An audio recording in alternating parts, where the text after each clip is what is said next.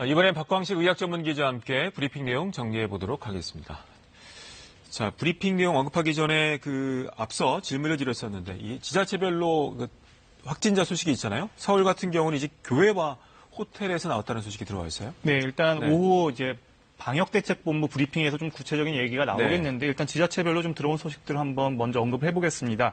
서울 관악구 왕성교회 교인 4명이 확진돼서 지금 임시 선별진료소를 설치하기로 했다는 소식이 들어와 있고요. 네. 이 왕성교회 같은 경우는 교인이 한 1,700명 되는 규모라서 교회를 통한 이제 확산이 좀 우려되는 상황입니다. 그렇군요.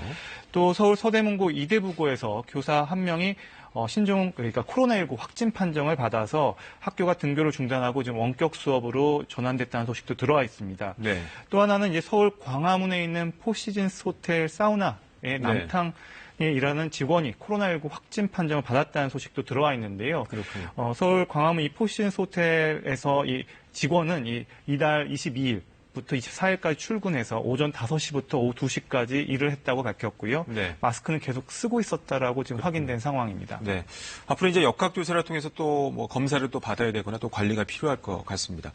자, 앞서 브리핑에서도 언급이 됐습니다만 최근에 보면 이제 소모임을 중심으로 해서 정말 다양한 곳에서 산발적으로 감염이 이어지고 있는데 관련해서 이제 생활 속 거리두기 지금 현재까지는 3단계인데 세분화에 관련된 논의가 이루어질 것이다라는 언급이 있었어요. 네, 정세균 총리가 언급을 네. 했죠. 지금 사회적 거리두기는 크게 3단계입니다. 강력한 사회적 거리두기, 일반적인 사회적 거리두기, 그리고 지금 현재 우리가 하고 있는 생활 속 거리두기 가장 낮은 단계 이렇게 나와 있는데요. 사실 이 거리두기가 일반 국민들은 어떤 차이가 있는지 잘 이렇게 판단하기가 쉽지 않고 네. 그리고 이런 부분들이 어떤 실효성이 있는지에 대해서도 지금 많은 의문이 있는 것도 사실입니다. 구체적으로 이런 소모임, 그러니까 방역의 사각지대의 소모임에서 지금 확산세가 계속되면서 네. 이런 부분들은 실질적으로 이렇게 3단계만으로는 좀 대처하기 어렵다라는 지적들이 있었고요.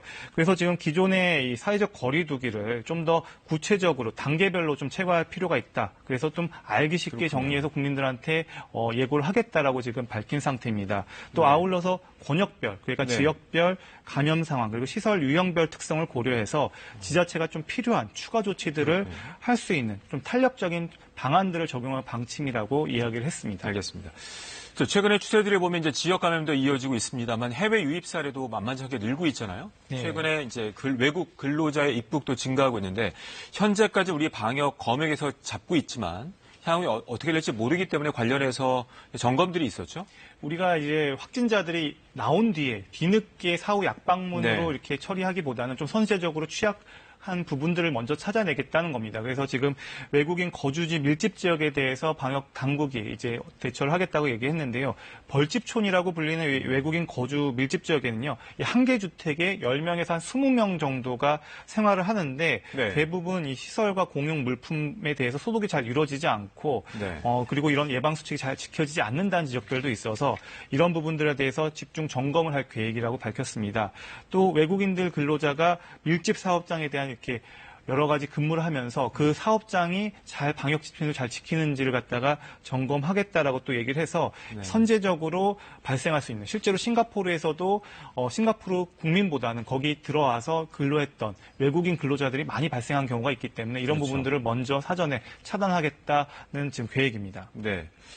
자, 그리고 이제 그동안에 이제 집단 감염이 시작됐던 곳 중에 한 곳이 이제 요양병원인데 관련해서 이제 면회가 허용된다는 언급이 됐네요. 네, 코로나19가 대규모로 이렇게 확산되거나 할 때마다 이제 요양병원의 이제 감염 우려가 크기 네. 때문에 면회를 철저하게 차단을 하고 했었습니다. 하지만 7월 2일부터는 비접촉 면회를 갖다가 좀 가능하게 할 방침입니다. 왜냐하면은 이 기존의 가족 면회까지도 단절을 시켰기 때문에 네. 이로 인해서 입소한 어르신들이 고립감을 더 많이 느낄 것이고요. 또 우울감도 호소하는 분들이 많아서 가족들이 많은 걱정과 우려가 있었던 게 사실입니다. 그래서 7월 2일부터는요 요양병원과 요양시설에 대해서 이 제한된 방법으로 이 비접촉 면회를 갖다가 그렇군요. 허용할 계획입니다. 네, 알겠습니다.